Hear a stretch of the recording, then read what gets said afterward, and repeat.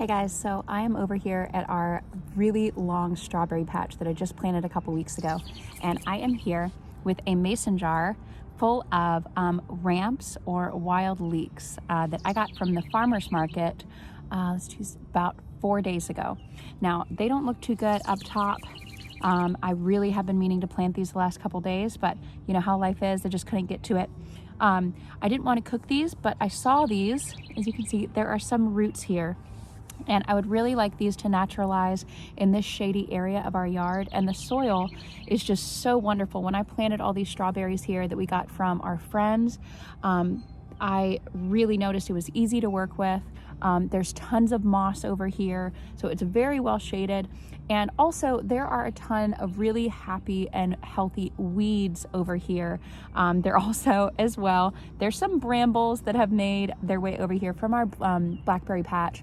But I planted a few trees over here. There's actually one behind me. Oh yeah, I have some quinces over here and an elderberry that I planted.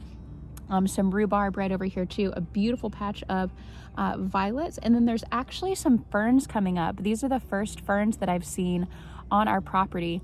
But yeah, I mentioned in another video, but I was able to clean up a friend's strawberry patch. They helped me and let me have all of these strawberries, probably over 100 for free.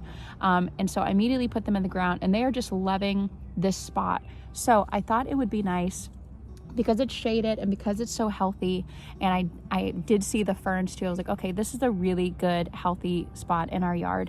I thought that these wild ramps would be happy here, and I guess I wanted to film this to just show you too how many things are accessible to us and how many things can be reused, or you know, maybe thought about in a different way when we see them in the grocery store, when we see them in the farmer's market, instead of, you know, just getting a box of cherry tomatoes from the farmer's market every year. You know, what if you split open a few of those and save those seeds? You know, that farmer, it's very, very likely that that farmer, that gardener that's selling those, that they, you know, grew that variety on their property, and maybe they've grown it for years.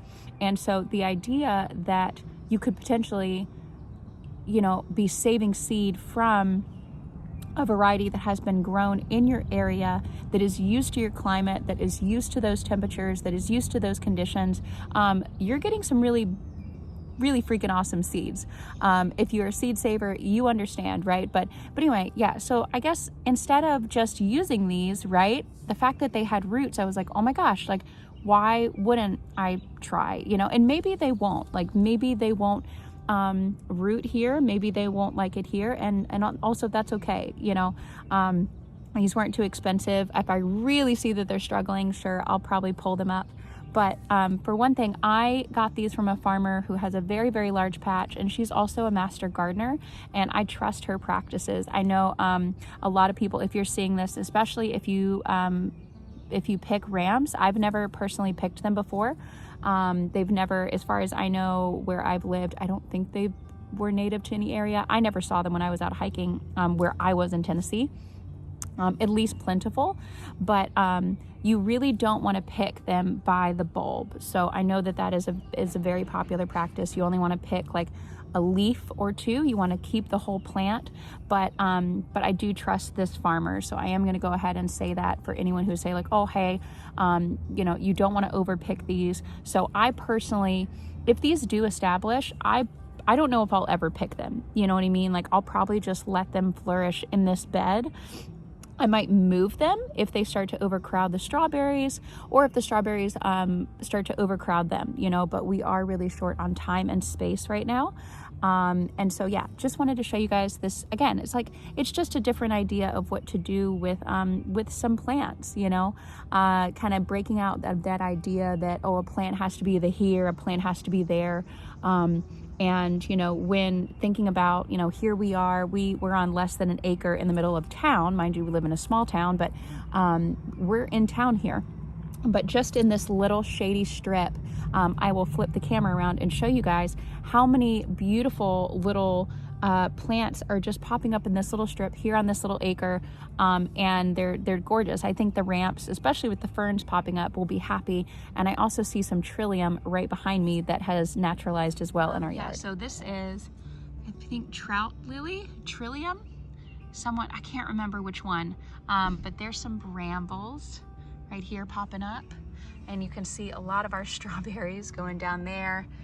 There's more strawberries down there, but yeah, here's these beautiful ferns just showed up. How wonderful is that? And this beautiful patch of violets, very medicinal. But these strawberries, you can see they're just so happy in this cooler weather, so happy from all that rain and mist we got. Oh, here's the quince that I planted right in front of us. This is the elderberry, you can see popping up right there. And yeah, oh, here is more of that bramble. So I might move these because they're really popping up here. Oh yeah, here's another elderberry. And there's some astragalus, you can see right there. And actually on the end there is a goji. And I did plant a few more. There's like a persimmon and whatnot, but this is about the ramps today. Let me see. It's just so nice. But yeah, just this little shady patch right by this fence, you know? But the soil is just great. I didn't even bring anything to dig with me. One, I couldn't find a tool, but two, it's just so easy to dig in. So I might use a little stick and just see what work I can get done digging and putting these in the ground. And again, if they don't work out, they don't work out, but that's okay. Okay guys, so you can see there, planted a few there, over there, and right here. Now the soil was pretty loose and pretty wet still from our rain, so I might water later. It's getting a little cold, but yeah, we'll just see.